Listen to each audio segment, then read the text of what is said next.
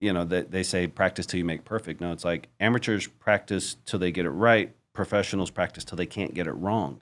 Hey everybody, thank you for joining us for today's episode of Real Estate Disruptors. Today we've got Scott Morse with Lamassu Leads, and Scott flew in from Colombia to talk about how to stop hiring bad cold callers. Now, I am on a mission to create 100 millionaires. The information on the show alone is enough to help you become a millionaire in the next 5 to 7 years. If you'll take consistent action, you will become one.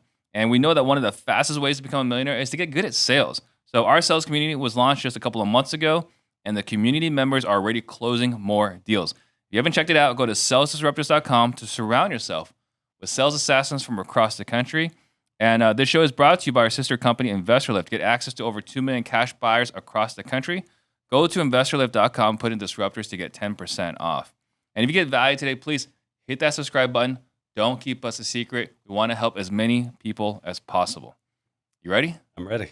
All right. So your journey is a little bit different, right? So you've got this massive call center going right now.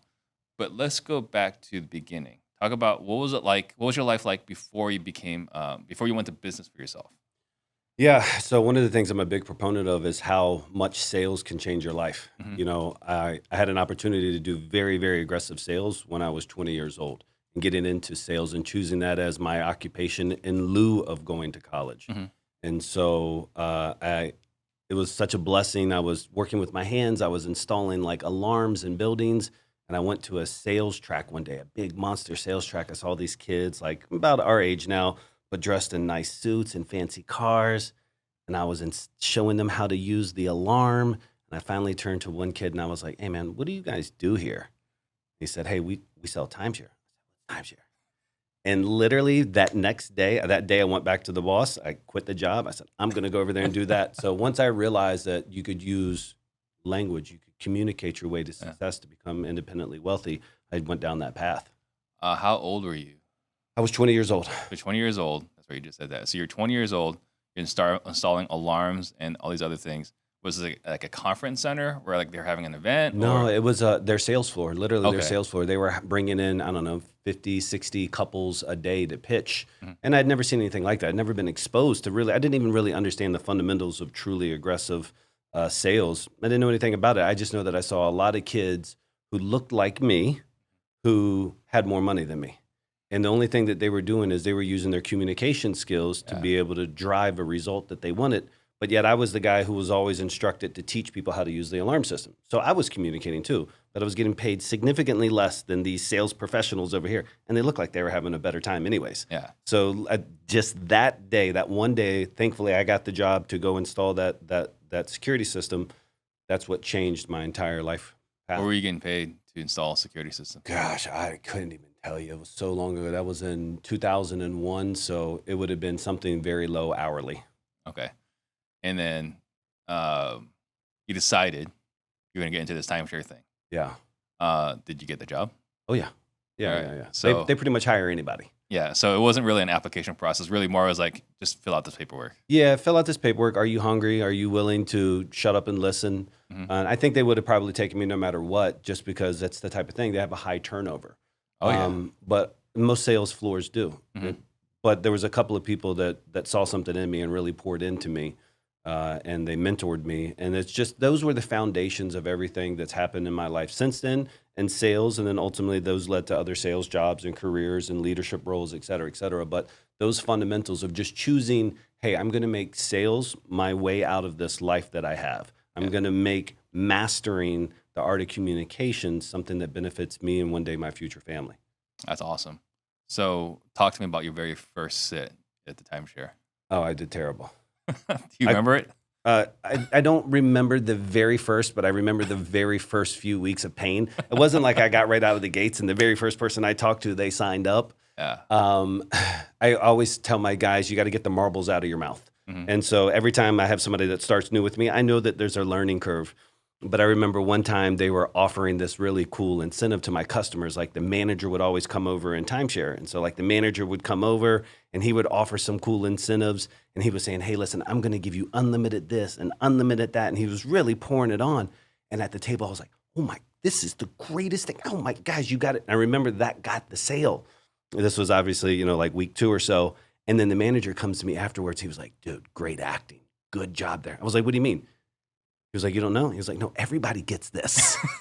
And just that clicked though for me. He was just like, but I need you to be like that every time I come to the table from this point forward. And I give away this thing that we're going to give away every time. I need you to always handle yourself like that. And I was like, okay, I see what these guys are doing. They're really putting on a Hollywood performance. Yeah. So when we train our guys today, we always talk about play Hollywood, right? Like you have a script, but let's go ahead and do it in a Hollywood fashion. So you were totally authentic. Totally authentic. And they're like, oh man, if this guy thinks it's a good deal, like I'm going to buy it. Exactly. So how long were you in timeshare sales? I did really, really well. Once I got it down, and I took it very seriously. It's something I studied and really attempted to master. And I found my mentors in books because back then, YouTube wasn't really a thing at all, right? But I found my mentors in books, and so I really started studying the art of sale and power communication. And I did that for about 2 years, and I was recruited out of that into something called the travel club industry. And then that's where it really hit another level, because there we were going and speaking to people in different parts of the country, and I got to be able to stand in front of people and articulate our product and services. Got to be able to talk to people one-on-one. So 2 years in timeshare, and then the rest of the journey was in something called travel club. So going back to the timeshare deal, those kids wearing nice suits, driving nice cars. Yeah. Did you become one of those kids that was wearing a nice suit, driving nice cars? Yes. Okay, so Except you were able to do what you thought. Yeah. And I don't know if I ever got to the really nice suit side, because then I moved to Florida, and then there's just the gear change. This was always in Virginia. Yeah. Definitely got to the nice car, and I had this is back when you could get like the DVD installed in your brand new Acura. So I had like the new Acura, and I got the DVD. And I was just a young kid from a different place, and first time I had money, I was like, hey, let's roll. So one of the things I've heard a lot with timeshare is like they've got not the absolute best, but consistently one of the best sales training. For sure. So did you find that to be true where you worked at? Yeah, 100%. Okay. You still use those techniques or those things you learned from there? 100%. They're universal principles to sales and communications, irrespective of the product. And that's one of the things that's helped me a lot on my entrepreneur journey. I'm agnostic to the product. I don't care. I think whatever mousetrap is the most profitable that benefits people at the same time. So it's not only got to make money, but benefit the consumer, then I'm in for it. But those fundamentals, it doesn't matter if you're selling knives or if you're selling pool cleaners or if you're selling courses or if you're helping somebody out of a house. The reality is that those fundamentals for sales carry through universally. Yeah. So why travel club? It was an adjunct. Somebody from there saw how well I was performing, and then they recruited me into that. And it was a buddy of mine's dad had that travel club track, and it was in Florida, and it's kind of very similar to timeshare. But I was also very cognizant of what that opportunity meant to me, because I was a kid from Virginia. I'd never seen a palm tree in my life by 21 years old. And so we just didn't grow up with a lot of, now, just saying those words, I think now at my house now it's surrounded by palm trees. Like it's so different what that journey means. But when I stayed at that house, I literally would sleep with the sales book underneath of my pillow. Like I knew that opportunity to get out of timeshare into this travel club, have this opportunity to have a leadership role was like a major milestone. So once I had that, I then dedicated myself to mastering what that industry I could do, and then also improving my sales skills. If you can educate me, what is travel club? It's kind of like a timeshare. That's why I say it's adjacent to it, but it's essentially you pay a flat fee up front, somewhere between $3,000 to $10,000 up front, to be able to get really good wholesale discounts on travels. So your cruises maybe 30 to 40% off. Your hotels, if people really knew what the net rates of hotels were for places like Travelocity, just allowed you net rates on a lot of different vacations out there. I'm trying to remember. I think World Ventures was the MLM that was being pitched. It was very similar-ish to that, except that we would invite people to a hotel. We would rent out a banquet hall. We would give them an incentive for coming in, and then they would come in. We would explain our product to them. But the whole point was to close today. And so for the first, really, my entire sales career, it's always been closing now, being able to build enough rapport, to be able to isolate objections, to be able to incentivize action today. There's always been a close today mentality, and that's helped a lot even in the real estate spaces. I've carried through all that. So there was more upside, though, in the travel club? At 21 years old, what do you do? It's just an opportunity. I was just a kid. I don't know if I really thought too terribly much about it. I knew that it was an opportunity to get away from where I grew up, and sales afforded me that opportunity. learning to communicate, to become a leader, to become a team lead, become a manager down there. It definitely afforded me more of an opportunity. I don't think I was really forecasting my life, but so terribly far out at that time. I was just a knucklehead with cash. But it definitely ended up being the foundation, the plateau that took me to the next level. And what was the next level? Next level was I worked for a man for about 10 years. I worked for him and mentored under him in that travel club. And then I had an opportunity to get into another campaign, which was timeshare exit, which was timeshare cancellation. And so it really came full circle because when I was a kid, I got people into it. And then later I got people out of it. Mm-hmm. And so I worked for him for 10 years. And it wasn't until, the best way to say it is, I started caring more about his company than I think that he did. Mm-hmm. And so I saw a lot of opportunities to add on revenue sources, and it just didn't click. And the day that I left, then he wanted to make me a partner in the firm instead of just doing override, now a true ownership equity. And I love the man. I respect the man. I owe him so much for my success today. But it was like, man, you should have made me that offer before I left, because there was rumblings and going on. And so I gave up. I was living in a high rise in downtown Orlando. At that, I was making sub 200, but I was making great money for myself at that time. And I gave it all up and then ended up moving to Illinois to start a timeshare cancellation company. And then that one really grew us to the next level. That stuff's in the news right now. Yeah. Right? What's the name of that company? Because Dave Ramsey's got caught up in it. Yeah, I tried, man. I pitched Dave Ramsey. He sent me a couple of cease and desists. So I knew the company he was messing with. Yes. I used to always say, you once you get a cease and desist, it's a badge of honor. Yeah. But, I got a couple of those. I respect it. Yeah. It's like, okay, all right, now I'll take my foot off the gas. But we tried to tell him, said, hey man, listen, we know how they're doing fulfillment or the lack of fulfillment. You need to partner with us. You need to partner with us. Mm-hmm. I really tried hard to get him to break up with them, to partner with us. But that whole industry ended up really having a big fight. I was in two multi-billion-dollar publicly traded companies, ultimately sued our company for tortious interference, as they put it, in regards to helping people out of timeshare contracts. And so I was like, man, I started this from my spare bedroom to 200 employees, to many millions of dollars in revenue. But again, for me, the whole point is those same sales principles that I learned at 20 allowed me to go from there to get into the travel club, to scale up the travel club, to work there for 10 years, to get into the timeshare exit, and then lead sales space to attorneys, scaled that up for 7 years, and then ultimately on. But it's just crazy for me because when I tell these kids that I'm training in my office now, like how sales can change their life. Sales is everything for people with no opportunity. Mm-hmm. And there are a lot of kids out there that they have the hustle muscle, but they may not be planted in the best soil. And so like if you don't have a lot of opportunities around you, learning to communicate and the sales mastery and goals mastery, it was a game changer for me. And I'm a very ardent supporter of all things sales. So talk about it, right? I mean, I know we're going to get further into it later on the show, but, bringing an opportunity of a soft skill like sales, right? It's not a hard skill. You're not putting on a hard hat. You're not swinging anything. Yeah. Right? It's a soft skill, but you're presenting these soft skills to people with otherwise not a whole bunch of different options. So talk to me about how that experience has been and what it means to you. I think that one of the things that it does for a lot of people is it gives them confidence, and confidence really is the backbone of any communication. But once you can learn how to articulate yourself, and even sometimes it's not the words, it's the space between the words. It's the pause. It's being able to understand. And at some point, it can be almost an unfair advantage, if you will, when you can articulate yourself in such a way that the recipient of your communication will take the actions that you want them to take. Mm-hmm. And so you never have to really argue with your girl anymore who wants to go out where you want to go for dinner or whatever. Like you can communicate that to a way. And so there's a lot of kids out there, there's a lot of young men and women out there that choose other pathways because they don't know that, hey, listen, if I just study some of the core basic principles and I work my butt off, because even when you can be a great orator and have crappy work ethic and you're not going to succeed. Yeah. You need it for both. And so that's why I try to share with these kids. It's like, hey, these fundamentals that you learn, it's going to help you in your relationships with your parents. It's going to help you with your relationships in your love life. It's going to help you with your relationships with your bosses, your colleagues.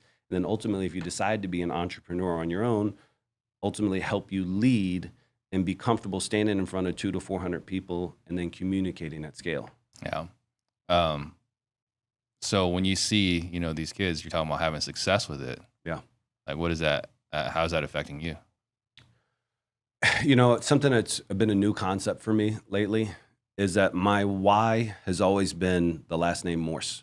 Mm-hmm. My last name's Morse. So it's always been my kids, my spouse, my parents, it's myself. It's always been my why. Strange thing happened when I moved to Columbia. And all this happened out of an accident. I really never planned to move down there to start and have 200 and some kids. But even yesterday, I got a text message from a young lady who was just saying, hey, thank you. Because of you, I've been able to move out and I have my own apartment. And I have these kids who get their first cars. And I have these kids who get their first motorbikes. And I have these kids who now support their parents. And it's like, it means a lot to me. Mm-hmm. Because the sales skills, to bring it back, that I learned there, that I've now scaled up this company with, and now I'm teaching them, that's my new why. I didn't know that was going to be my new why, but that means more than the revenue. It means more to impact somebody's life from something that happened to me because I installed a security system 2 decades prior. It's kind of mind-blowing for me. It is insane. All my Zoom calls are recorded. This is kind of the way it is. And my VA Mon, he just breaks them all down. Like he sorts them to different folders, right? Just randomly. We have a Zoom folder in Dropbox, and he just puts it in the right thing. And like some of them is like, coaching call for this, coaching call for that. Some was like, like a personal call with this person, right? And as he was sorting it, and he looked at it, he's like, "Hey, Steve, I want you to know, like, that cold call center is legit." I was like, "You worked with them? Like, what do you mean?" He's like, "No, like I could see in the background, like that is a legitimate cold call, a call center, right?" He's like, you can see like this is a real business. This is not like a, hey, let's just start a cold calling company, right? Yeah. And then he said he can see the joy in your face every time they ring the bell. And mine, yeah? Yeah. Yeah, dude. I tell people, and I mean this from the bottom of my heart, but it's my jet ski. Mm-hmm. And I'll tell the kids, like, there's a guy in South Beach right now who's pulling up to the dock after being on the jet ski for 45 minutes. Mm-hmm. He's got that biggest grin on his face. Yeah. He's not as happy as I am inside of that office. Yeah. Like, that's my jet ski because we're making an impact. We're changing other people's businesses. It's a butterfly effect at scale. This is not something we're doing. I mean, we have a lot more room for growth for sure, but it's definitely something that you go in there. We have fireworks. We have a gong. We have a cowbell. We have a boat bell. We clap on every hyper qualified lead that we send. It's a party. What's a boat bell? A boat bell. It's you put it on the mast and it's got a rope and you ring it. So my office is bonkers, but that's what it takes. We're in the front lines of this industry. Cold calling sucks. Mm-hmm. But if I could cold call in Google's office, I would be better there than cold calling in some run-of-the-mill office in South Florida, right? Mm-hmm. So what I've done is trying to create an environment that's very Google-esque, very uplifting, so that way when you have to do the tough job, it's just a little bit easier, a little bit more fun. Yeah, definitely. Especially if you're doing it with other people that are rowing the boat in the same direction. Yes. You're talking about sales and like teaching these younger folks in Colombia. Like for myself personally, I've got 3 little girls that I'm teaching sales, and the reason why we do it is that they can dictate their life.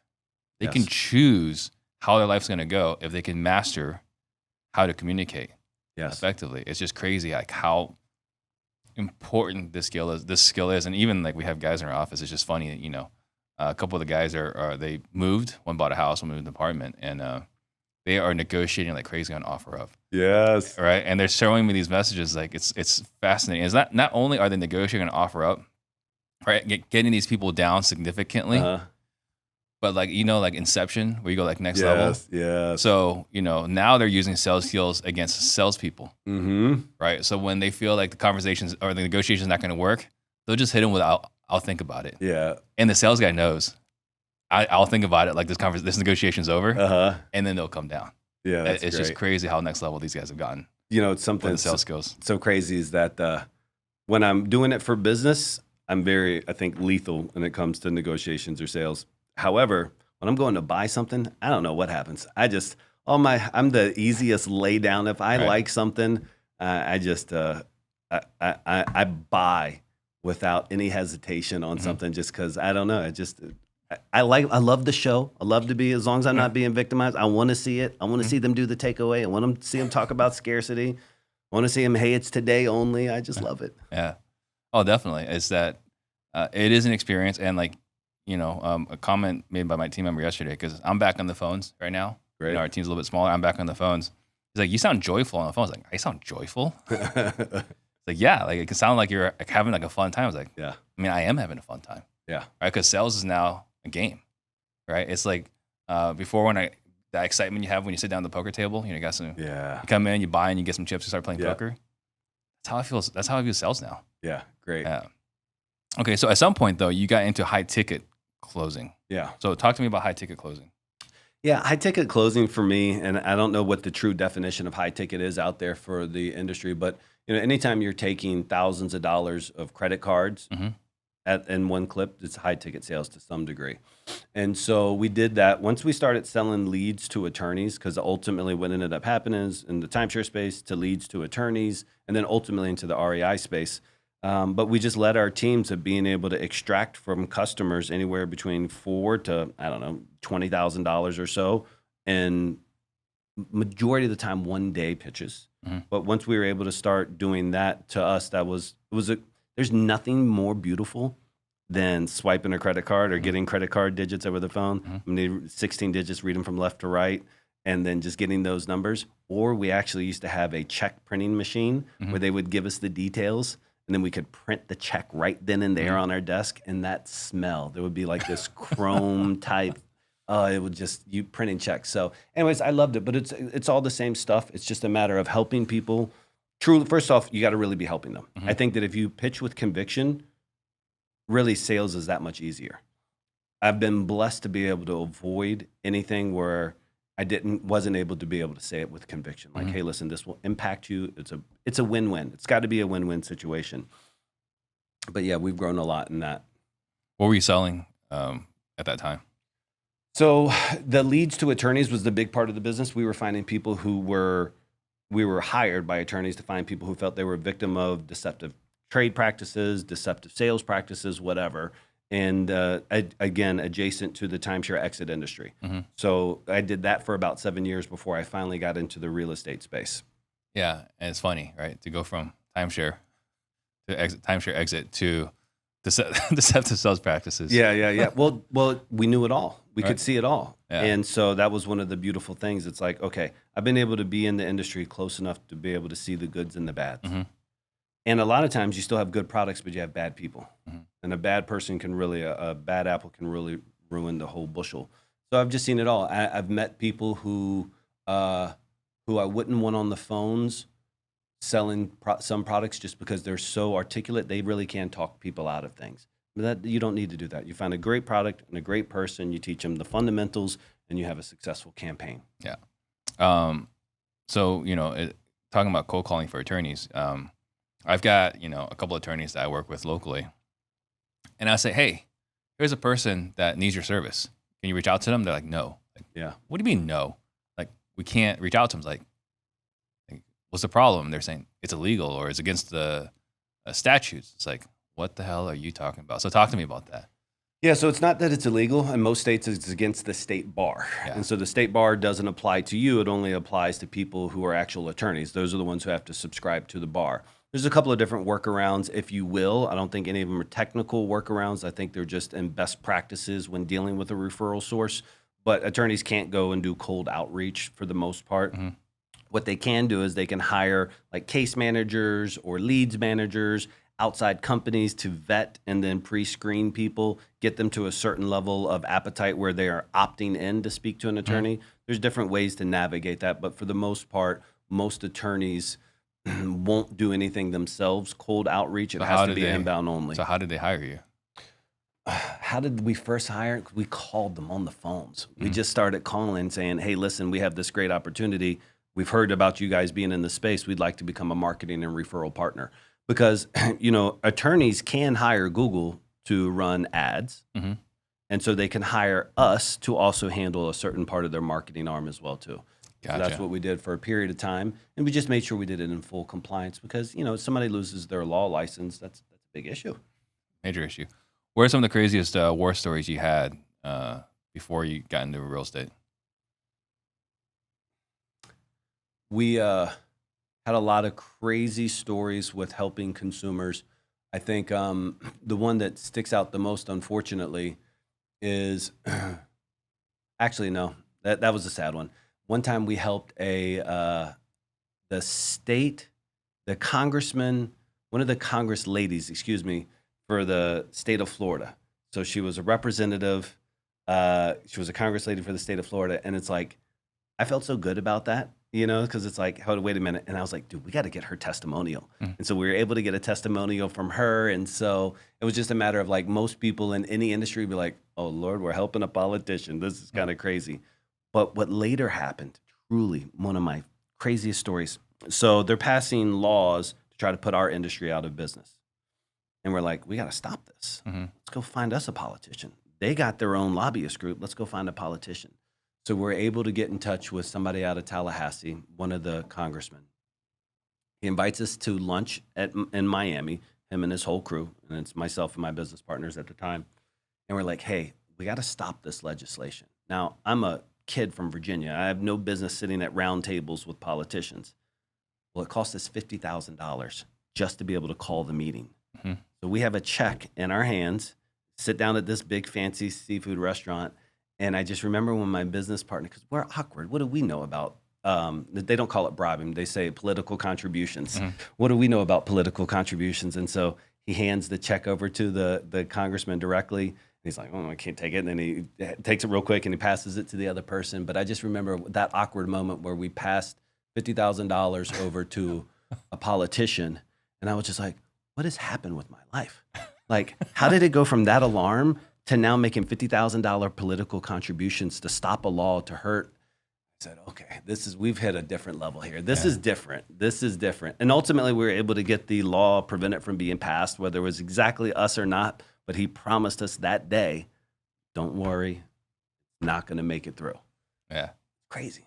That's how the sausage is made. Yes. So you only learned about wholesaling just a short time ago. Yeah, about 3 years ago. Okay. And so at that time you were still working with the attorneys? Yeah, I was still doing the attorneys. Yep. Okay. And so how did you hear about wholesaling? So because of other regulatory headwinds and lawsuits, that ended up going to the wayside. And as that's going out, a dear friend of mine who actually worked for me at the travel clubs years prior, is a gentleman named Alex Cazada. He was on your podcast recently. And me and him have always maintained really great friendship. He's an entrepreneur that I've always enjoyed just being cordial and friends and buddies with, et cetera, et cetera. And he knew that I was going to be looking for a new opportunity. And he was just like, man, he was like, dude, and I had loaned money for rehabs and stuff throughout the years. Like I knew what he was doing, but I didn't really pay attention. And he was just like, man, if you'll just take this product and put it into your ecosystem, Scott, dude, we'll kill it together. And so I took a couple of weeks with him, sitting in his office, just understanding exactly what it was. And once I saw enough, I was like, dude, let's roll. So without him, I wouldn't have gotten into this space for sure. So he's wholesaling. He's wholesaling. And he's like, hey, take your skills and put it somewhere else. And partner with me. Yeah. Yeah. Okay. And so how seamless was that? It was pretty fucking, excuse me. It was pretty. We rocked and rolled, man. We did significantly, I don't want to share his numbers, but from his previous year to our first year, we did really, really monster numbers right out of the gates. And he was already doing really good for him and his brother. Him and his brother were already in the business. They were doing great. And I love his brother. He's a great entrepreneur as well, too. I just was able to bring in some technology, some sales processes, and more importantly, I think just a different mindset, just because I just had a very monster mini 10-figure a year business. And then just that mindset, I was like, okay, cool. This is what we're doing, dude. Let's now do this and stack this and stack this. And before you know it, now we have a monster wholesale office in Orlando, Florida. And then we have our office here in Colombia, which is about 200 people. And did you have that office when you first got into wholesaling 3 years ago? He had already the Colombia office. No. That came as an accident. After like 4 months of playing in this industry, we were doing PPC. My expertise is I really, really love PPC. I can dial in PPC campaigns. And we started outsourcing cold calling. But every place we outsourced it to sucked. Mm-hmm. Like I hate it. I hated the results that we were getting. I was spending more time screaming at people like, what is this? Like, I can't take my closers' time away from closing deals to hunt through the BS that you sent to be able to find the 1 out of 80 leads that I would consider a lead. So ultimately, after a couple of months of that pain of dealing with people, I was like, I'll just go. I will go to Colombia, because we had found one office that was okay-ish at it in Colombia. It's like, dude, I'll go to Colombia. I'll start up a campaign. I'll retire for a couple of years down there. No biggie, whatever it may be. And I'll launch it. But it was only supposed to be 6 to 7 agents for myself. But ultimately, it just now is morphed into this big thing. But it was because I was solving a problem that I had in my business, which was underqualified leads into my closers ecosystem. Talk to me about underqualified leads. What this industry calls a lead, I call a data record. Mm-hmm. And so it blew my mind, because people would be like, hey, we sent you 4 leads. And I'd be like, but we never got any of them on the phone, and none of them wanted to sell. And one person, it was their cousin who used to live at the house 2 years ago. Like, you didn't send me 4 leads, buddy. You just sent me my data back, and you confirmed the phone number. That's all you did. I sent you a sheet, and you said, yes, this phone number works, and yes, it's that person. So once I started training people, hey, I needed you to do this and to this and to this. And so what I realized, again, is what this industry calls a lead, I call data. What this industry calls an opportunity is what I call a lead. And so it's just a matter of raising that bar, or in reality, lowering the lead funnel. Like, I want my closers talking to leads at the bottom of the funnel, not the top part of the funnel. Mm-hmm.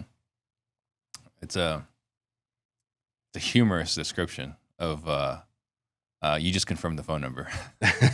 That's exactly what they do. I think a lot of cold calling companies, their feelings would be hurt if you describe it that way. So one of the things we talked about on the show was how to stop hiring bad cold callers. Yeah. So obviously you've had interactions with multiple people in the space.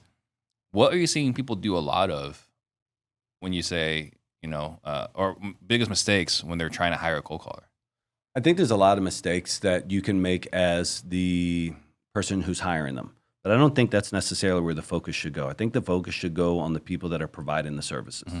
And one of the biggest things that really rubbed me the wrong way when I got into this industry as an outsider is how quickly I was able to see that everybody was white labeling the same people from somewhere in the Middle East. And what was happening is I would find people who are like, yeah, I hired this company and they kind of sucked. So then this other guy, I bought his thing, and then I hired this company, and then they kind of sucked. So I hired this. And I'm like, bro, you hired the same people 3 times. It's the same pig with different lipstick on it. Like, is it? Is that what happens? It's definitely what happens. And so it just blew my mind. I was like, okay, so all these people out here are just selling the same package thing over and over and over, putting a different brand on it. That's not cool. And then I think there were some lead continuity issues. So it's hard, because I hired them at once as well too. Mm-hmm. And they said they were located in one country, found out they were located. I'm not here to go too specific on them. Anybody can reach out to me. I'll tell you in private. But I think that there's a responsibility on lead providers to actually just be transparent. Like, I'm in my office daily. I moved my family down there. I live down there. To me, we're a boutique firm, so we don't really handle the masses, if you will. But I think that's the first thing, is the responsibility needs to go there. If I were somebody who was looking to hire, I think the goal is to do an in-house team yourself first. Get that, when I say in-house, I mean where you directly manage them, mm-hmm. where you have full oversight and control over them. And then once you get to a certain size, then find somebody like myself or one of my competitors or myself who's a true enterprise level call center. Because at a certain scale, you need to be able to focus more on doing revenue producing activities than lead generating. But for most people's initial journey, I love to see they hire one VA, they get it mastered. Cool. Then they add 2 of them, they get it mastered. Then they get the 3. But right around the time you get like 4 or 5, that's when you're like, oh, I need to hire Lamassu.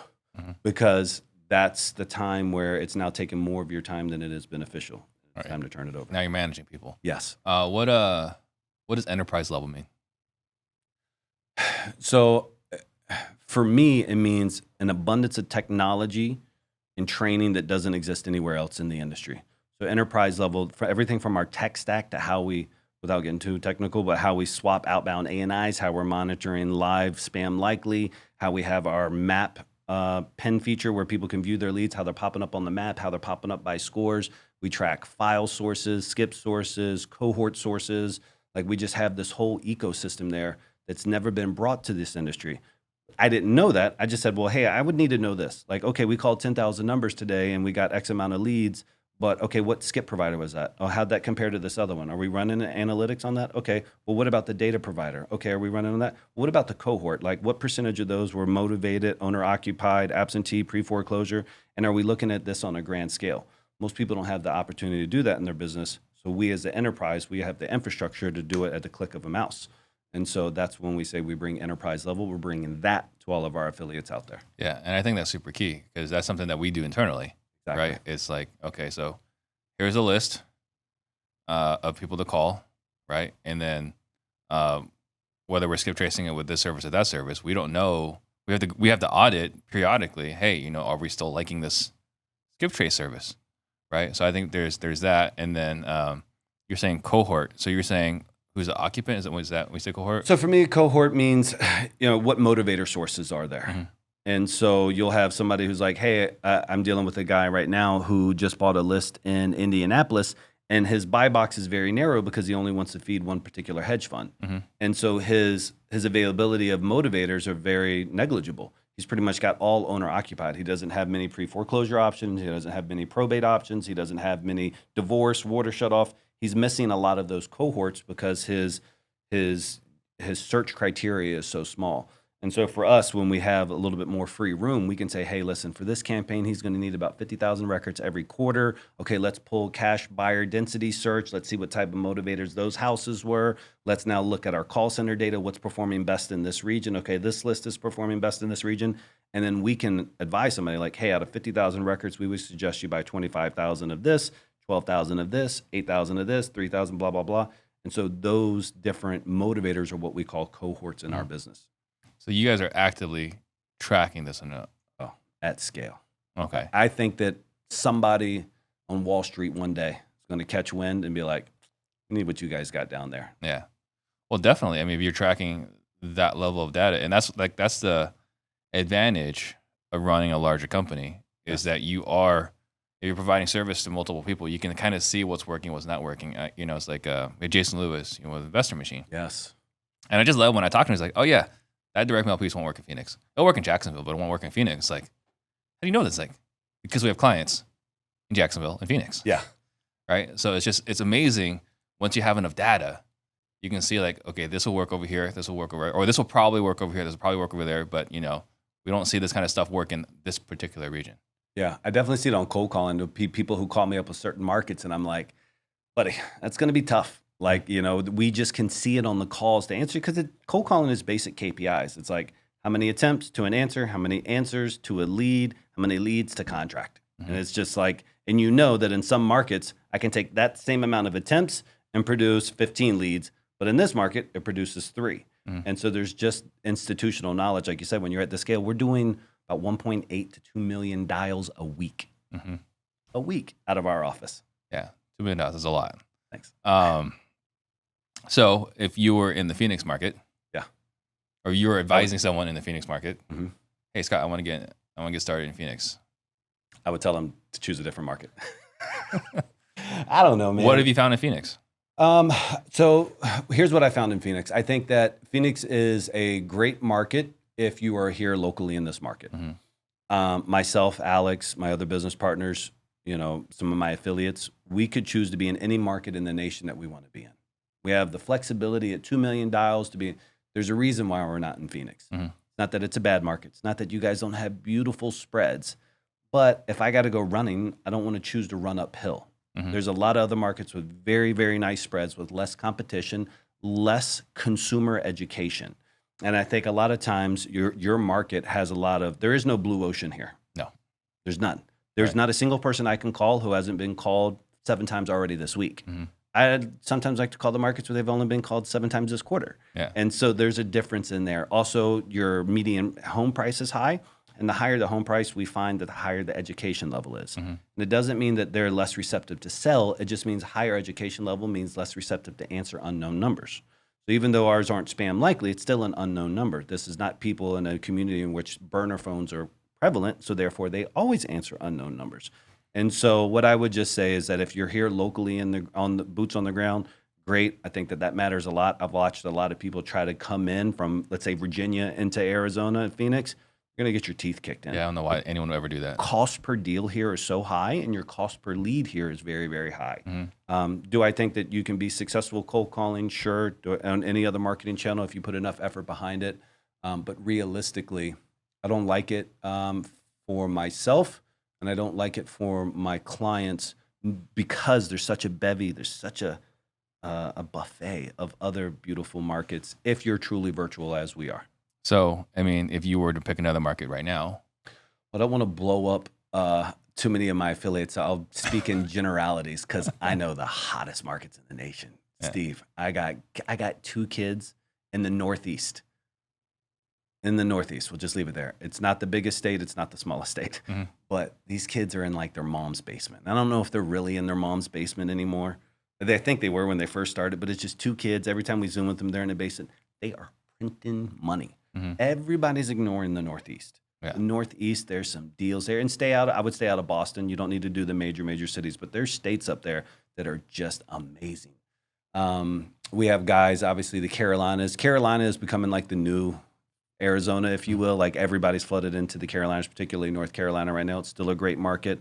I love the panhandle of Florida. I love Jacksonville. I love any Midwest, and I love all redneck markets. Mm-hmm. You know, Steve, you get somebody on the phone, it's like, oh, sugar, I don't want to hang up on you.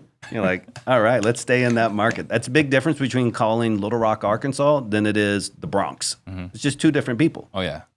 So, yeah, I like the Northeast right now. I like the Midwest. Texas is still great. I'm not a big fan of Arizona, Nevada, or California, although I do have some big clients in California. Yeah. You know, someone was saying like they loved when they went over to Arkansas. Actually, specifically, they went to Arkansas. They're like, yeah, you know, we're going from Arkansas to Phoenix. When they were in Phoenix, they're getting hung up on, they're getting cursed out, this and that. And then they go to Arkansas. I was like, well, no, it's not the right number, but I hope you find them. That's great. Yeah. So now talk to me about building the culture, right? Because I mean, again, watching what you guys have done there is impressive. So talk to me about the culture you built over there. Yeah, you know, somebody the other day said, hey, Scott, what's your one superpower? And I hadn't really thought about that in a while. Before I would think, oh, entrepreneur, et cetera. I think it's building a sales culture. Mm-hmm. I think that that's something I've been so ingratiated in, and I've been so deep in many different sales cultures.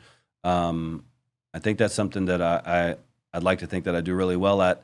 And building a sales culture in another culture was definitely dynamic.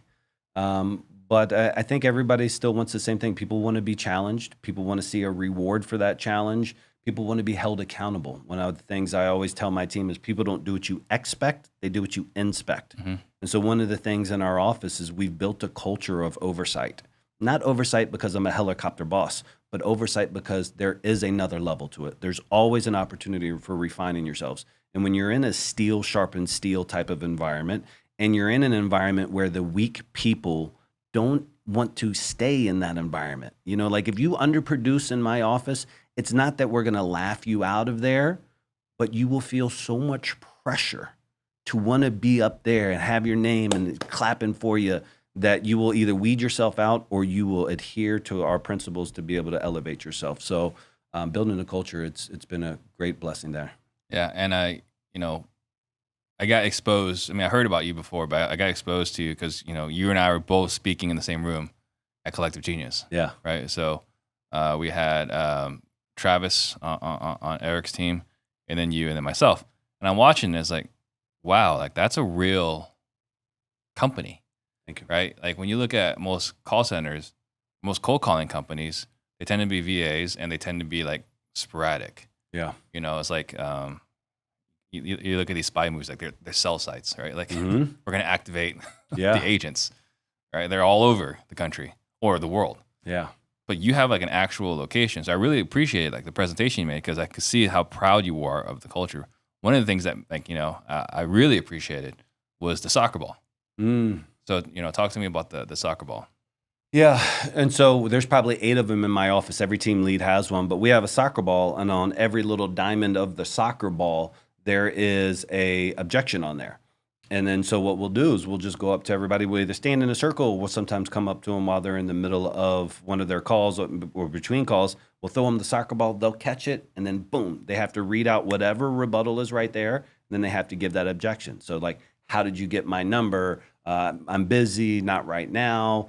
You tell me what it's worth. I'm not going to tell you. All the different common rebuttals that they get are on that soccer ball, and it's just a way to train them because people, they say practice till you make perfect. No, it's like amateurs practice till they get it right. Professionals practice till they can't get it wrong. Mm-hmm. And can you be walking down the hallway and all of a sudden somebody throw you a soccer ball, get it, answer it, and then continue your conversation? Yeah. That level of understanding your objections and rebuttals is what we strive to accomplish at my office.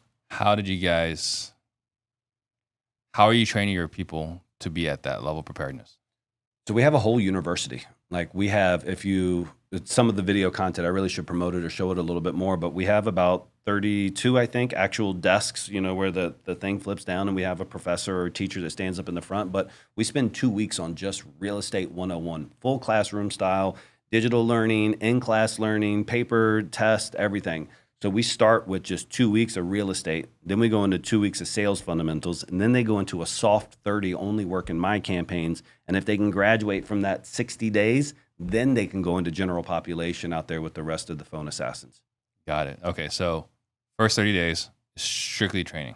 First 30 days, strictly classroom training and some, role playing, obviously. But the first 15 days are real estate 101 because I have to take kids who don't know what the word yard sign means. Mm-hmm. Have them understand what a soffit is, or an awning, or a gutter, or a shutter, or a stud, or what the word underwater means. No, it doesn't mean you have a house by the river. Yeah. And so being able to train these people. And when I first hired VAs out in Philippines or the Egypt, it was like I would hear chickens in the background.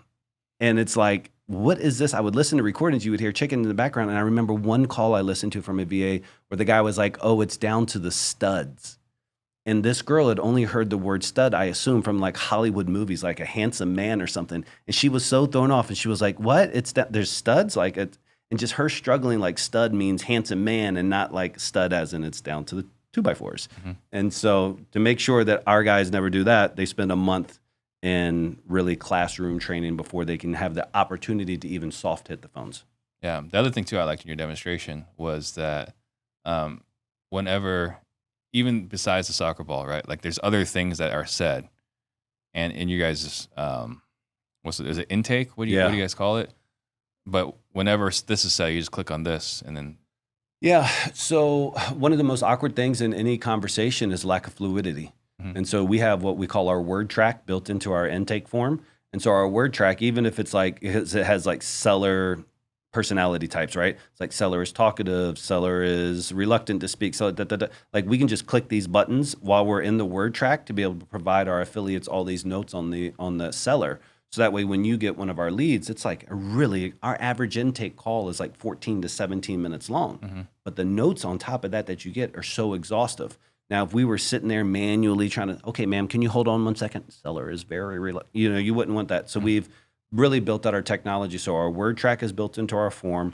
Our calculators are built there, and we can have a high level conversation. Yeah. So, anyway, I was really, really impressed with that Thank you. conversation. So, one thing that you mentioned with me was that you don't want to bring in everybody, right? Like, you could, go and create ads. You can go have all these people come through, but you don't really want everybody to come through. You don't want all the wholesalers. No. And it's very strategic because, like I said, this is my jet ski. I don't want to be miserable. I want to work with awesome people. And dude, some of my affiliates are some of the biggest and best in the game. They're cool guys, gals. And I know that I'm their strategic partner. I'm not their call center guy. I don't ever want to be somebody's call center guy. I'm your strategic partner. Either we're going to do this to be like highly profitable and rock and roll and create an impact, we're just not going to do it. And so I do a lot of pre-screening. My avatar started, hey, I would never deal with anybody who was newbies. It was like typically you had to do 1 to 3 deals a month minimum, and then I would entertain having a conversation. Then the avatars continue to rise and continue to rise. And so I would assume my average affiliate is probably doing 8 to 15 deals a month, and I have some whales too that are doing monster volume a month. But yeah, I like the more established guy because they understand how to treat a lead. Their sales guys know how to treat a lead. They actually take the analytics that we provide them and make them into action items for their team. So yeah, the higher than the client, the better that they do. Yeah. What were you finding? Because I have similar, Yeah. right? Metrics, right? Like if you've never done a deal, like I'm not your coach. Like it's just not going to work. Yeah. What were you finding before you were instituting these standards? You know, nothing hurts my soul more in business than somebody who doesn't love my lead as much as I love the lead. Yeah. I shouldn't be the marketing guy and care more about that lead than you do.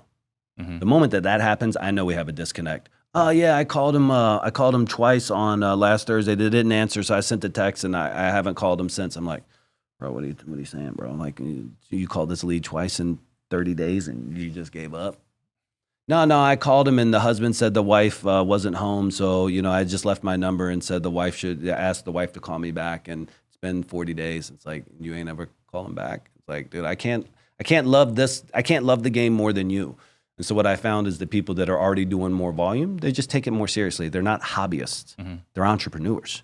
Yeah. I want the guys that are hungry for this. I want the guys that wake up and are excited about going into the office. And so I find the higher the deal volume, obviously, the more that they love the leads. Right. So, and that makes total sense. They're running an actual business. Yes. And their salespeople are also held accountable. So there's no like, oh, I didn't get to it. Yeah. Right. There are consequences for I didn't get to it. How are you guys generating the leads? Right. Actually, before you answer that question, if you guys are watching, you guys are wondering why there's candy here. You want to talk about this candy? Yeah, they're so good. So I told him I'd bring him some Colombian treats when I flew in. Yeah. And so it's just chocolate covered coffee beans, chocolate covered. And then I brought him some. So in there.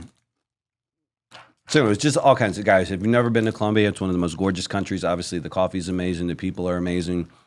But yeah, I just wanted to bring a little token from Colombia with you. And I appreciate get your closers fired up too. Oh yeah, no, they're gonna get some.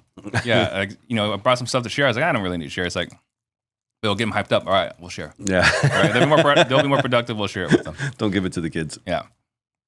Okay, so why you? Right, like there's no shortage of cold call operations companies, whatever. I mean, I've worked with a handful myself.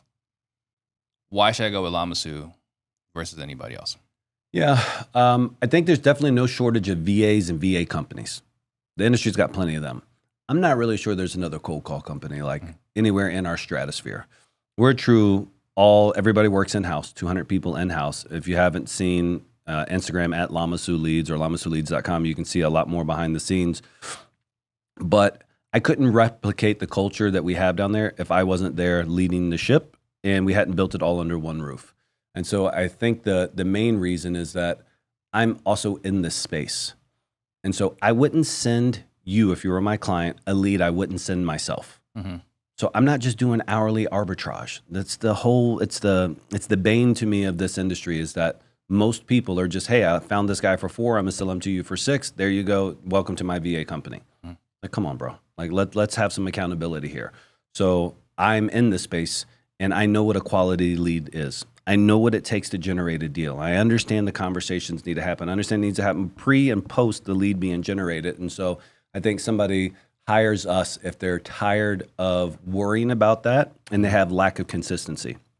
Consistency, you can't scale inconsistent results. You just can't. There's no way. It should be this amount of cash equals this amount of dials, which equals this amount of leads, which equals this amount of contract. And once you have consistency, now you actually have a cost per deal. And then you can say, hey, we want now more of those. And can we afford more of those? So, yeah. So if I hire Lamassu, am I getting number of hours of work or am I getting leads? What is the deliverable when I work with you guys? Yeah. So it's the dials. So the number of dials that you get. And so like I think our smallest package currently is 3,000 dials a day or 2,500 dials a day. I'm unsure. I'm sorry. That's our smallest package. Most people are in higher packages. But so depending on the market, that amount of dials will equal X amount of leads, and then X amount of leads always equals a certain amount of contract. But yeah, people are paying for dials, and they're paying also obviously not to have to train anybody. They're not managing the dialer. They're not swapping out phone numbers. They're doing nothing other than after we've set up the tech structure that we have to integrate into their CRM, literally just accepting the lead, or we live transfer. God, I love live transfers. Nobody in this industry was doing live transfers. I said, man, what's wrong with you guys? If I got Gladys Smith on the phone and she wants 42% of ARV, and she's ready to talk to somebody now, you guys tell me I got to send it to you and wait for your closers? No, let's get integrated into your phone system. I'm live transferring Gladys Smith to you now. Yeah. So we do that as well. Was that a challenge, like making that happen? It wasn't a challenge. It was mind-boggling, though, how many people are like, yeah, our closers, we typically have a leads manager who calls them first. And so our closers don't talk to leads first. I'm like, bro, fire your leads manager. What do you need a leads manager for? If your leads are good enough, they should go directly from the source to the closer, depending on maybe if you're face-to-face or virtual. So that was my biggest thing, is helping people understand, like, no, bro, if the lead's good enough, let's start pitching right away. There's such things as one call closes. These things happen. And if not, you should go from lead to conversation to building rapport, then do your diligence, research, whatever, and then close. So, making a statement that we can just skip the lead manager here is a bold statement. I appreciate it. Yep. So what is the exact quality of the lead? Like, how are you what about the lead makes you so confident that we can just hand this off to a closer? The inverse side of it is, why do lead managers exist in the first place? Sure. I think the bulk reason why is because leads weren't qualified enough. It was mainly just, hey, this number and this name matched. So I call it a heartbeat in a home. Most VAs in wherever countries, but most VAs, people who watch this have VAs who send heartbeats in a home. They have a heartbeat, they have a home, there you go. What are you going to do with that other than clog up your system? So then you have to hire a leads manager, which is VA number 2. Yeah. And the VA number 2 is going to call them up and say, hey, did you at least have a price, or did you have a ballpark? Okay, they're a little bit more warmer. Now I'm going to send it to my closer, which you've really made VA number 3, because he shouldn't have been talking to 90% of them anyways. So our intake form that you saw at Collective Genius that I demoed, is about 14 to 17 minutes long to complete that entire form. We're building rapport, we're creating urgency, we're finding out all their house details, but it is no small feat to keep somebody on the phone for 14 minutes in a pleasant conversation. Mm-hmm. At the end, we obviously get a motivation, which you talked about well in your speech, motivation, a timeline, and then 100% of every lead that I get out of my office, we get a seller asking price. Mm-hmm. So we have a price, and then we gauge that, we score their price, a price, a timeline, a motivation, and they finished a 14 to 17 minute call. Yeah. So what kind of expectations are you setting for your clients on the leads that are coming across? No higher than 1 out of 20. Yeah. When I send you my national, I have guys that are 1 out of 12. Occasionally somebody will send me like, hey, I'm 1 out of 7 with your leads this month. I'm like, well, next month you're going to be 1 out of 25. Like, I know how this works. Yeah. On average, blended, you should never be higher with a Lamassu lead than 1 out of 20. Mm-hmm. Which still, after all that work, it means you got to go through 19 no's to get 1 yes. Mm-hmm. It's just the reality of it all. But I would much rather have an ecosystem where it's that consistent. And it's not like, okay, well, I got 80 leads and I couldn't get 65 on the phone and I got this. Like, I've had people call me up and they're like, hey, man, but I'm used to feeding my guys 10 to 15 leads a day. I don't know if I could do just 3 or 4. I'm like, I appreciate that. But you're used to also having your guys not get in touch with those 15 leads. Like, they're not answering, they're not real leads. So let's now have them focused on revenue producing activities. And so that's how we're so confident. We know that, hey, for every lead we send over, sub 1 out of 20 is where you should be. I have some guys that murder it, and some guys, I'm sure they're a little bit higher than 1 out of 20, but 1 out of 20 is a comfortable number. And then as far as the quality of the lead, I know like 1 out of 20, but as far as like, are they expressing they want to sell in 30 days? Are they expressing I want to sell it for 80% of market value? Like, what are some other things you're looking at? So I'll talk about the 3 key components: motivation, timeline, and price. I think one of the things that really irritated me about this industry is that everybody's leads from any vendor you would buy would be like, what is their motivation? Because you called with a cash offer. They would sell for the right price. It's like, gosh, how many people in this industry are accepting that on every single lead? Mm. The seller said that they would sell for the right offer. That's your motivation? Mm. How about we ask better questions? How about we train people to ask feeling questions? Hey, Mr. Jones, what would this mean to you to be able to get this property. How will you feel the day? What are you going to do the day when you leave that closing office with that big old check? So one of the things we're really good at is trying to get to the real why. And then timelines, all of our timelines are always within 90 days. And one of the things that we trade on too is it's not what you say, it's what people hear. So a lot of times you're asking people their timelines and they think, oh my gosh, well, I have to sell it. No, it's just a matter of understanding exactly, well, yeah, of course, we could put you under contract, but it's still not going to close for 90 days, and educating people. But all of our leads have a real motivation, really attempt to dig in on that, 90 days and less, and then all of them have a price. But then we train people on RDP, reactionary defense pricing. We know that every single seller is going to give us a nonsense price first. So we restate value, we restate pain from the motivation, then we command or ask for a reduction. So we're able to drive down the price prior to my affiliates ever talk to the leads. Our goal is to have 80 to 90% of all the leads that we send be sub 70% of ARV. Yeah. So if I send a lead to you that wants 62% and they just finished a 14 to 17 minute call, that's a Lamassu lead. Yeah. So, for you guys that are paying attention right now, so we are endorsing Scott. I was thoroughly impressed with your presentation. Had a long conversation with you afterwards. So you guys are interested in checking out what Scott's doing, it's callcenterdisruptors.com, callcenterdisruptors.com. So the conversations you guys are having, I mean, these sound like acquisition questions, right? Like these are the questions close, because the way we talk about it, right? We got to set proper expectations, get them super emotional, right? Find out the motivation, the deep pain, what's the upside if they sell it, and what's the downside if they don't sell it, and then we go to price, right? And all those questions we're asking, like, how do you feel? What would happen if? Hypotheticals and this and that. Getting them to imagine it, and then they will feel those feelings even while they're imagining it. Right. You're asking all those questions right now up front on a cold call. So, yeah, I mean, these sound like they're very, very motivated. Yeah, I think, I've had somebody say, hey, Scott, I don't know what my closers would talk about if I hired your services. And in my head, I said, wow, how ye of little faith of your closers. Because my objective isn't to make the closers consultation 1 minute shorter. If they dare cut a corner because of my leads, they have failed and broken the system. It isn't for you to have a shorter consultation. You still got to build rapport. You still got to create value. You still need to talk about everything that you would normally do. You still need to do. It's just to put you in front of better leads on every single call, not to shortcut. Wholesaling's already the shortcut. You can't shortcut the shortcut. Yeah. Just follow the process. Sure. And then you're wearing, a shirt that says Lamassu. Yeah. What does Lamassu mean? Thank you for asking. I get it a lot. So this is my last great company. So I've had two bigger companies before. One was the timeshare exit business and then the lead sales business. And we've always had mascots in my company. The last one was an eagle. The one before that was a lion. So this is it. This is my grand finale, if you will. And started researching the first time eagle and a lion ever appeared together as a god or a deity ever in mankind. And it goes back to Assyria, which is now modern day Iraq. But so 5,000 some years ago, the Assyrians had a deity called Lamassu, which was a lion and an eagle together. And so the reason why I chose those two animal spirits and then this is just because I always we train our staff.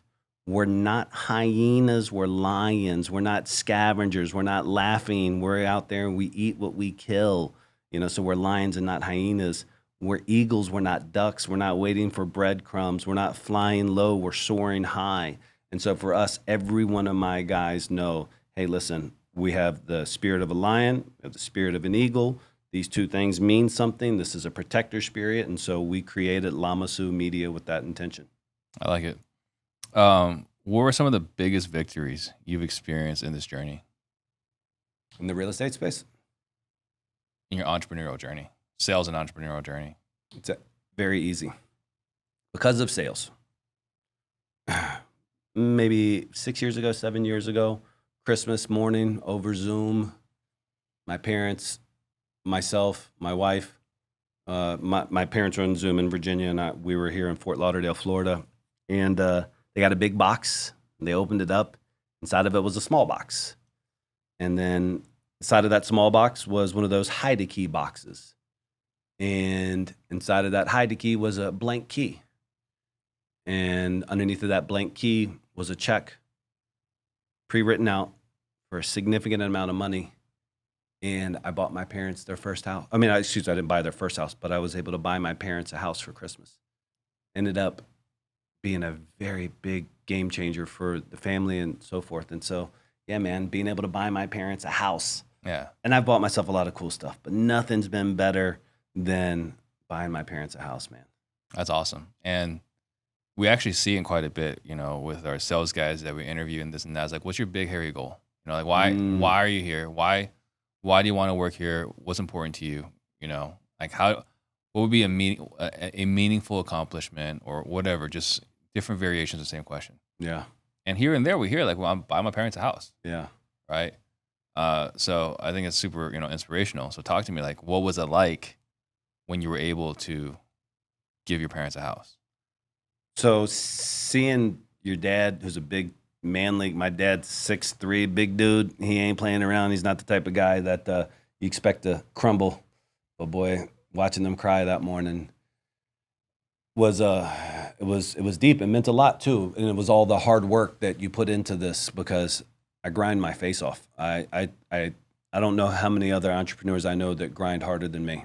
And this was 8 years ago when I bought him that house. But watching them and then hearing the stories that you don't know about people that are closest to you. I'm closest to my parents more than any other human beings in the world. But then finding out what other issues were going on in their own personal lives and how much this financial reprieve actually meant above and beyond, it blew my mind. I was like, well, why didn't you guys tell me this? And why I didn't know this? And what?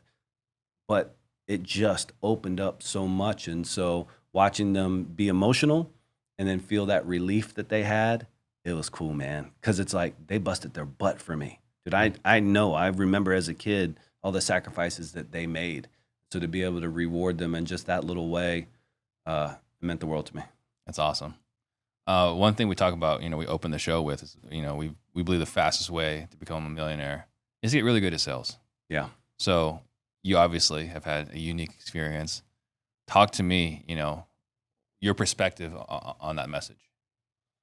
I think that sales is a craft like any other craft. Like you want to be the best at basketball, you want to be the best at purse making, you want to be the best at anything. It's going to take repetition and dedication.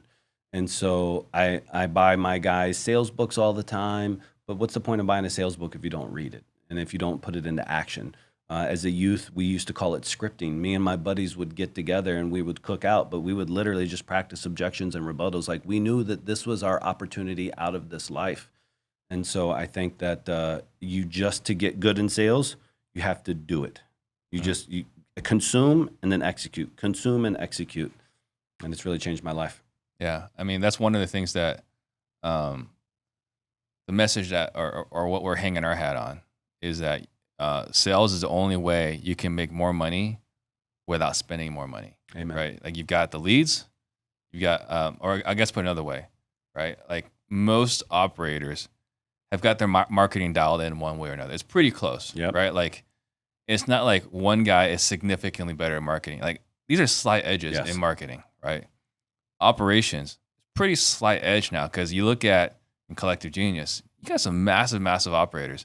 And the difference between someone like Eric Brewer's operation versus mine is night and day. He's far ahead, right? Yeah. But the map is there, and we are closing that gap over time. Yes.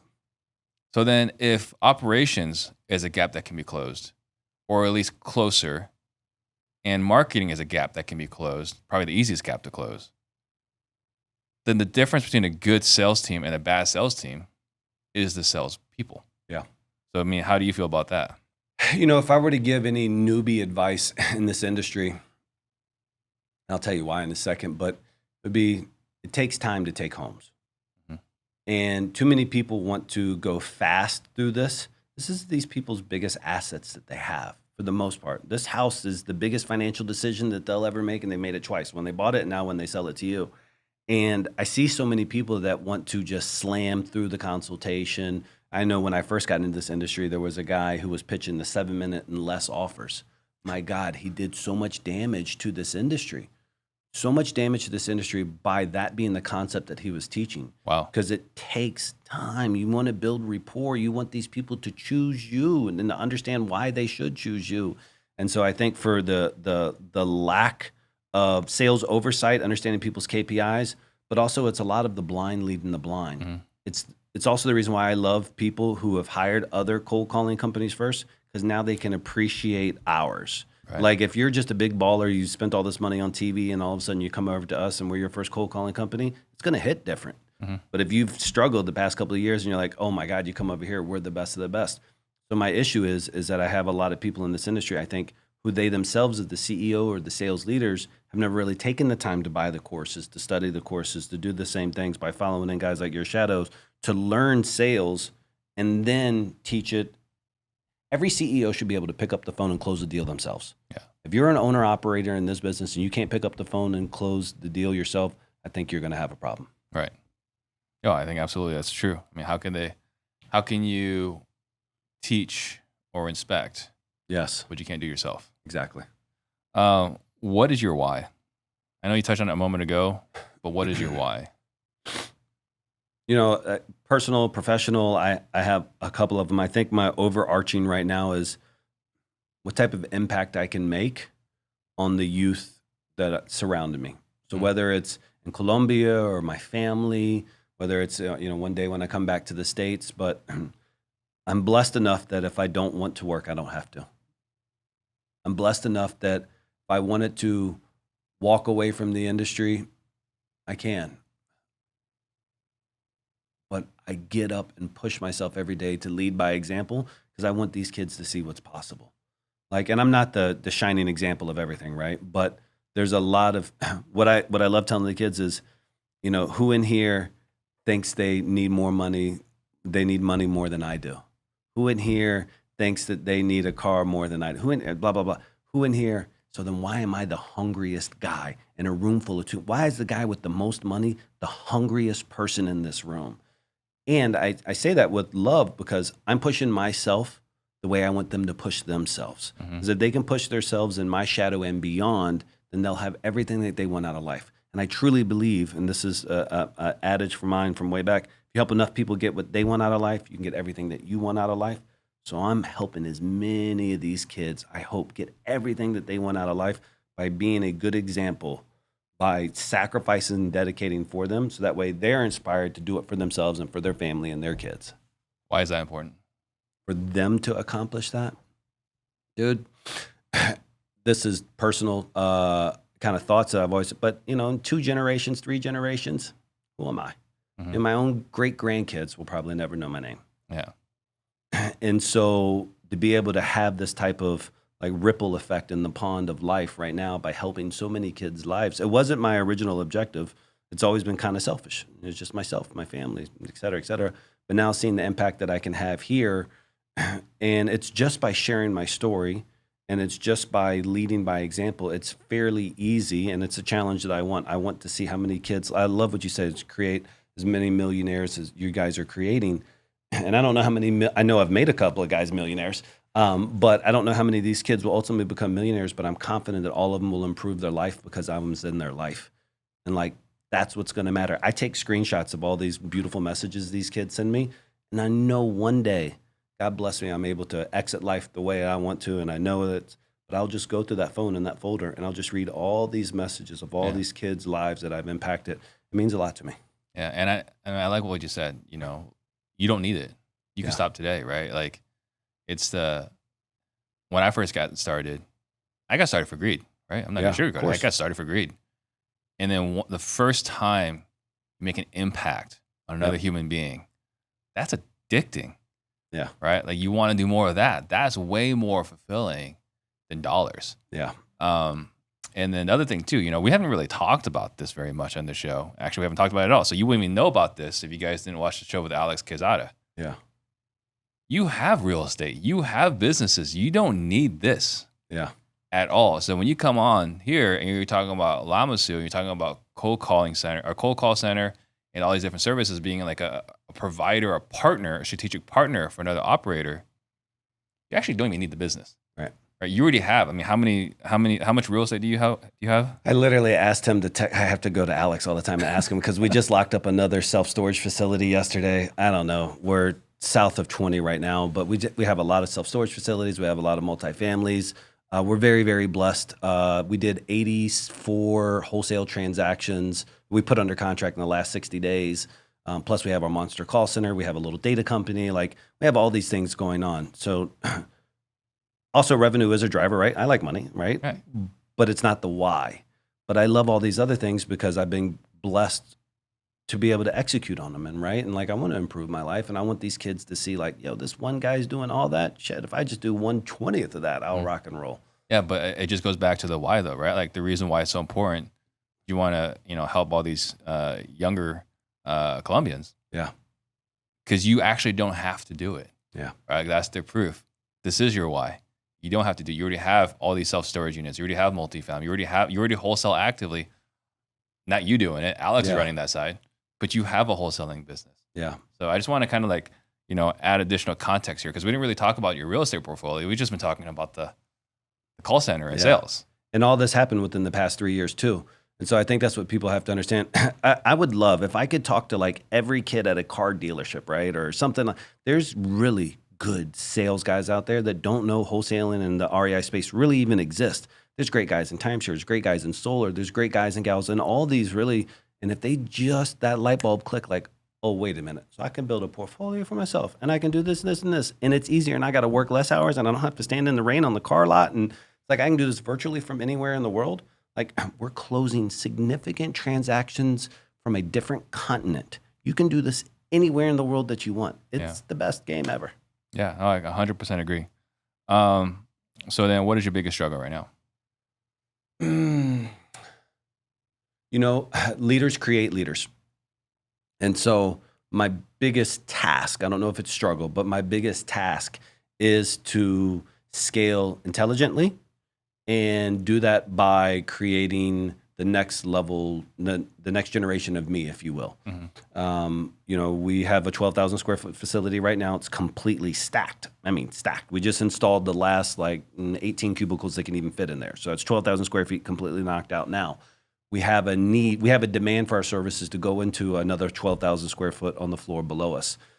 But I'm not going to rush the process. And I need to make sure my management team and team leads there and the software sides, all my analytics, everything that I need to run the operation is at a stage where I can continue to scale. So my biggest struggle, if you will, right now, our biggest task at hand is creating the leaders to make the executions and decisions necessary that they're making like today when I'm not there. Like, I love when I'm not there, not because I don't want to work, but I love making them make the decisions because they come to me, they always have the answer. They're like, hey, Scott, I was thinking about doing this. How do you feel? And I'm like, yes, like that's it. There you go. You got it, my man. So just giving them self-confidence to become the next generation of leaders. How are you doing that? I'm a pretty aggressive leader. And so I don't sugarcoat things for the good or the bad. And so I just am very, very blunt with their decision-making process. I empower them. There's nothing that they could do to get terminated, but they're definitely going to catch some either praise or fire when they do something in error. And it's just a matter of helping them talk themselves through it. It's amazing that 80% of the time they already know the answer. This morning I asked somebody in Slack, I was like, okay, but so what are we doing? He said, well, this is what we're going to do. I said, great. So did you tell the affiliate that strategy yesterday? He said, no, not yet. So I had to help him understand. So you knew yesterday that this was the right decision. And the only reason why you said it today is because I asked you about it. So it's just helping them understand, like, yesterday you knew. You didn't need to wait for today for me to ask you. Yesterday you knew, you execute right then and there. Just helping them see the stuff that they're capable of doing. Self-confidence is really where a lot of it lies in. Are you bringing in any external help? Yeah, I just recruited a girl from Seattle, Washington to help run on the data side and the technology side. We have a big data department, data company. So I just recruited outside talent there. I brought in a gentleman that I started in sales 20 years ago. He helps with the sales floor. So we recruited 2 external people into the States, but for the most part, we're creating them on the inside. Yeah. I mean, I'm just thinking, right? Like, I know you're working with Eric Brewer, right? Yeah. On his operations. He might be someone you might want to bring in on leadership training. Yeah. That's actually a really good point. I love his operation. He's got the highest ROI out of any affiliate that I have, like, consistently. Mm-hmm. He knows how to get some juice for the squeeze. That guy right there. I look up to him. He gave me the opportunity to speak at CG, so it's a really good idea as well, too. Yeah. How do you measure success? That's so many different ways to measure success, whether it's professionally or personally. I know at the office, we do it by deal flow. So people buy from us dials. But what is dials? Dials means nothing. Who cares? Do you think not a single one of my customers care if I go 500 dials over for the day or 500 under? All they care about is deals. So the true KPI is, hey, I paid this amount, and then this is how many deals I got. My cost per deal was this. So from the business standpoint, I'm held to the only KPI that matters, which is ROI. That's how I measure success for my affiliates. We have a target ROI for people after 90 days. We have a target ROI after 6 months.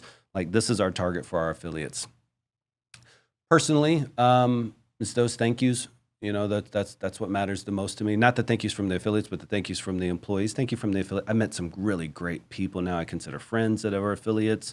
But just people recognizing my desire to pour into them, I think, is part of the gratitude. Yeah, cool. And what is your superpower? Definitely sales culture. Yeah. Sales culture for sure. Yeah. I would say being able to take, it's like, even when as soon as I saw your closers here, I walked in that room. I said, oh man, I'm excited. The one guy was on the phone. I started talking to the other guy. It's just being in that room right there. I was like, where's the gong at? I was like, we don't have a gong yet. I was like, we got to get you a gong. You know, like, we got to do something. I was like, where's the music? Let's get some music in here. I was like, can we get some fireworks in here? But and then they said, well, if we get a gong, then Steve's just going to walk by and hit it all the time every time he walks by. But yeah, man, I think creating a sales culture and leading by example for sure, I hope to be my superpowers. How did you figure out how to lead a sales culture? You know, I think we've all had, I say this a lot about my office. I'm literally living out 17-year-old me's dream about one day I want to work at an office with this and this and this and this. And like, we have ping pong tables and foosball tables. We have an arcade room. We're getting barber chairs. We just ordered 2 barber chairs. Like we have the coolest stuff, bean bags, and we do concert. We did Boiler Room movie night the other night. And so like, we got a really cool office. But we have an office that's cool because I know what it was like to work in bad offices. And I've also, throughout my sales career, worked at crappy sales floors. And I've had sales managers who didn't care. And so I think for me, I just learned what's worked and what hasn't. I've been in, you know, I'm 42 years old. I've been in high ticket sales for 2 decades. I've seen a lot of the rights and the wrongs in many, many sales organizations. And so I remember what motivated me, and I remember what I saw motivate other people. And I try to incorporate that into our sales philosophies here and continue to push and grow. Yeah, I think one of the things that, I can't remember who says this, but like, you're always learning something from somebody, whether you're learning what's to do right or we're learning what not to do that's wrong. And I know for me, like, there are a lot of things that were very demotivating in a previous sales company I worked at. Yeah. Like, we were never going to do those things, right? Coming in, yelling at people, and then leaving. Yeah. That doesn't work. The rescheduling appointments, right? One-on-one appointments, rescheduling them 10 minutes beforehand. Yeah. Not a good look. For me, I think one of the biggest things, I was very blessed that the guy that I worked for 10 years, he never did this one time. Well, he actually did do it one time, and that was the last time. And I remember that day, right? But no CEO should ever pocket watch their employees. You set a commission structure, and you hope that it brings you pain. And so, like, at my commission structure, we just did a big, huge check. It was the biggest commission check, and we rolled out, and we have for one particular campaign. But it's like, as a leader, you want to set those types of incentives, and then don't make it so where it's touching the moon with the stick, like, oh, they'll never hit it. But it is being able to give people an opportunity to make commissions, to have a really commissions-driven floor, and then be happy to have to pay it. Because there's some companies out there that have ceilings on commissions, or they've structured it in a way where you can't really hit it all the way. And it's like, no, man, like, these kids are here. They're giving you their time to make money, offer a fair commission structure, stick to it, incentivize it, and always offer new and creative commissions. Yeah, I've never understood it, where the owner or somebody is upset at how much their salespeople are making. It's like, you realize that's revenue, right? Yeah. And you're paying them a percentage of what they brought in. Yeah. It's not like this is a new check you had to write. I've never understood that mindset. What is your biggest regret? So I appreciate that question. I think in my, it's hard to answer it honestly, because I think every regret has an opportunity for a level up. And so I think this is one of the things that drives people in my life crazy. It's not that I can't be wrong or do something wrong, but I know that inside of that error or regret is an opportunity for equal or bigger growth. And so I was never supposed to be in Colombia. I was never supposed to go in the REI space. We were sued by 2 multi-billion-dollar companies. I was already picking out private planes. We had a bill of sale. We had a letter of intent to sell the company for $52 million. I'd been making great money, bought a castle, a legitimate castle. Anyways, everything was great. And then we got sued and lost all that. And so at one point I could have been like, oh, I regret ever getting in the lawsuit and all this other stuff, but I don't. Because had that not happened, then I wouldn't have the life that I have today in Colombia with all these kids and a beautiful house and beautiful daughters. And so it's tough. It's not that I don't have any regrets, but I don't regret any of my regrets. Mm-hmm. And everything that's happened, whether by choice or by force, it's led to something that I've been able to grow into something more beautiful because of it. So, yeah. What about failures? Where are the biggest failures?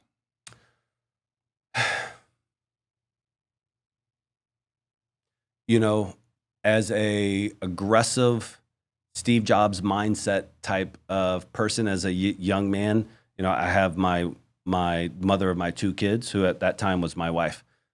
I'd say that sacrificing some of that personal time mm-hmm. to drive my business pursuits, in my head, always, hey, listen, these sacrifices are to pay that back. So I'm not going to spend this time here because I'm going to do these things here, but don't forget we're also flying first class here, and we're going plane shopping, and we're doing these things. And at some certain point, you learn this lesson, like, hey, they don't really care too much about that. Mm-hmm. And I thought on the movies, that was just like what people said. Like, what do you mean you don't care about that? And so learning later that, like, oh yeah, like flying coach, but spending 2 hours more together as a family would have actually been better than not seeing me for 2 days straight and then flying first class or whatever it is. So It's just those lessons I learned about time management with the family, and those now are dialed in. Yeah. I saw someone posted this the other day on Facebook, and it was like, the only people that care about how hard you work, or the only people that will never forget how hard you work, are your kids. Like, oof. Yeah. That's tough. Yeah. Right. That's a good one. Right. Because your employees don't care. No. Your clients don't care. Your clients want results. Yeah. Your employees want to know they're getting paid. Yeah. Right. Yeah. The only people that are going to remember how hard you work are your kids. Like, oh, yeah, that's rough. All right. We're going to have to go put our kids on FaceTime right now. What book have you gifted more than any other? The Millionaire Secret. And as soon as we stop talking, or here in a second, the author of it, I give this. T.R. Becker, or is that different? No, man, and I give it out every Christmas to a multitude of guys. Yeah. Anyways, but it's a really blessed, beautiful book on helping people just kind of write out and plan out exactly where their journey's at, where they want to go. I think it's the Millionaire Secret. But aside from that, I'm a big, big believer in Zig Ziglar. Mm-hmm. So as a kid, that man changed my life. Oh yeah. I saw him talk a couple of times live, but when people say, hey, listen, what would you recommend? I get all my guys, because it was good, wholesome sales. Yeah. Taught you how to be a good man, understand morals in life, and also some really, really great sales strategies. So literally everything by Zig Ziglar I consumed in my 20s. I love Zig Ziglar. I only got a chance to hear him speak once. And that one time I got to hear him speak was after he had a big accident. So he was repeating himself at the event. Yeah. But the one lesson I implemented immediately from Zig Ziglar, which has nothing to do with sales, or I guess you can make an argument at sales, was celebrating your anniversary every month. Right? So most of us celebrate our anniversary every year. Zig celebrates his anniversary every month. Right? Like, so every month you're celebrating your bride. Wow. Right. Beautiful. Yeah, I definitely missed that page. I thought he said biannually. Yeah. But, I think Zig was great, and it's too bad for everyone that missed him. But, he's super motivational, super inspiring, and a lot of great lessons. And I think one of the biggest things from him I found afterwards was, like, he was also a giant, massive introvert. Yeah.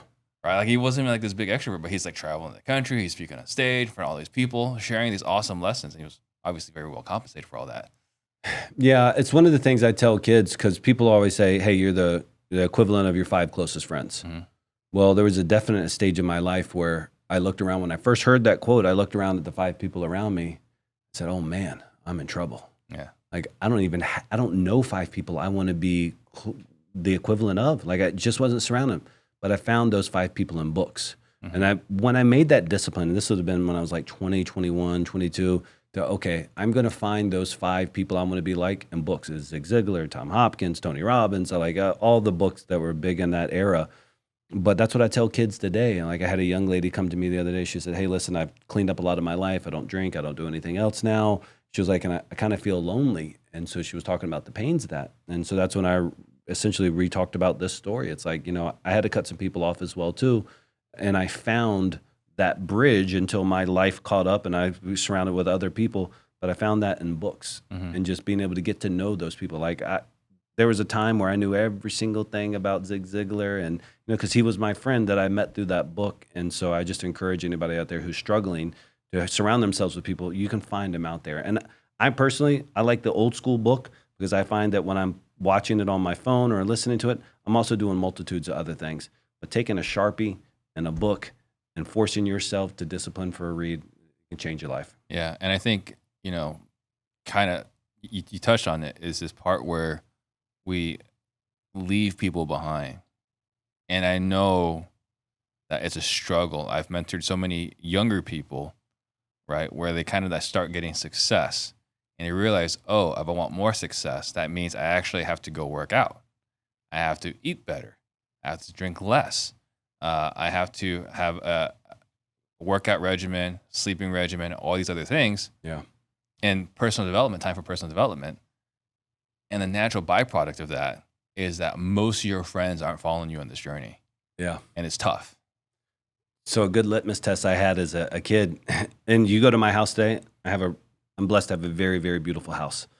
But in my bedroom, first on my bathroom mirrors, I have quotes right there. I have 3 major quotes. I talk about 2 mentors in one of mine.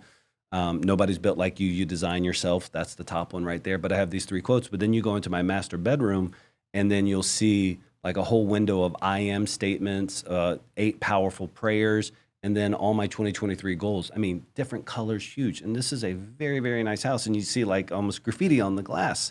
But when I was young, and I've always done this my whole life because I need to be able to keep my vision and goals in front of me. I have a certain morning routine where I want to be able to wake up, do my prayers, do my reading, go over my goals, go over my I am statements, and then read my the scriptures that have meant something to me in my life. This is my morning routine, and I did this as a kid as well too.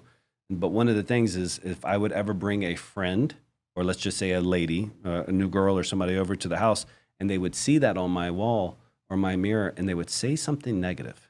They'd be like, oh, you think you're anything other than full support, that person immediately out of my life. Because it's like, oh, like they don't believe in me. And it's hard. Listen, if you're in a Section 8 house and you have a beautiful thanks quote written, it sounds almost preposterous.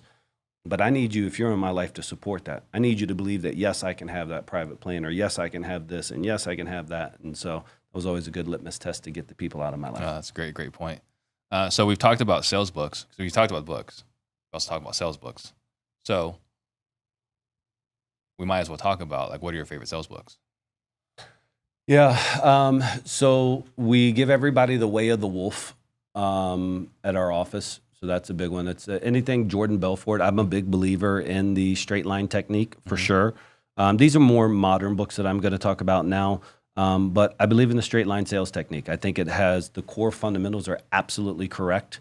I think that training people to understand that, hey, listen, you have to go from A to Z. You can't just skip around, and you go off, you just come right back, and you go off, and you come right back. So I'm a big believer in that, and also the mentality. We have a big TV that hangs down, and I'll put on Wolf of Wall Street at the front of the office just to get people hyped up and stuff. It sucks when it gets to the naked scenes because it makes everybody uncomfortable.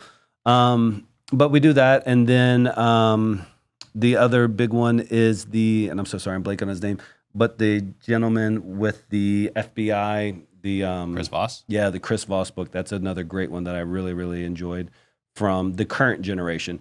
Prior to that, anything Tom Hopkins, Zig Ziglar, John Maxwell, although he was a little bit more motivating, but those were just the core tenets of my original life. Yeah. So I want you to think about the message you want to leave everyone with. Make a couple of announcements. Guys, if you got value today, please subscribe, comment, share, right? Every little bit helps. We're trying to help as many people as possible. And we do have our live event coming up. Let's see, I think it's next week, actually. So Friday next week, I think we have like 1 or 2 spots left. I'm not like trying to oversell this. We have 1 or 2 spots left. If you're interested, go check out disruptors.com/salesdisruptors. What are some last thoughts you'd like to leave everybody with? Yeah, I think that the number one takeaway for me should be like, hey, sales is an opportunity to change your life. And I think that there's a lot of guys and gals out there that are kind of stuck in a rut, and they have an opportunity to change their trajectory. And once you learn those sales skills, you can apply it to any industry and you can apply it to any product. But if I would have known what the real estate space was in this capacity when I was 19 or 20 years old, I can't even imagine the portfolio that I would have right now. Yeah. And there's kids out there in the city who are not even the city, there's kids everywhere who are doing some of the dumbest things. They're driving around with felonies in their car. They should be driving around with yard signs in their car. Mm-hmm. And I think just getting that industry knowledge out there to the masses, it's going to be such a big help for the youth. So you can change your life if you master sales, you study from the greats, you make yourself a disciplined student to sales. You can change a lot, and take time while you're in sales. Like I said, it takes time to take homes, quality over quantity every single day of the week, and that'll lead to a high ROI lifestyle. Yep. So if someone wants to work with you, it's callcenterdisruptors.com. Yep. If someone wants to talk to you directly, how would they do that? Best way is Instagram at Lamassu Leads. You can go to lamassuleads.com as well too. But I have a lot of people who reach out just for advice and stuff, and I'm 100% cool with it. My desire is to make an impact. Most people who reach out to me actually don't qualify yet to work with us because they have to be a certain avatar and do a certain amount of volume. But yeah, man, anybody that I can help, they have a question, they got positive something from this, just reach out to me on Instagram at Lamassu Leads. I respond to all of them right now currently myself. That's awesome. Very cool. Thank you very much for coming on. Appreciate it. Thank you guys for watching. See you all next week. Shout out to Steve Trang. Jump on the Steve Trang. We real estate disruptors.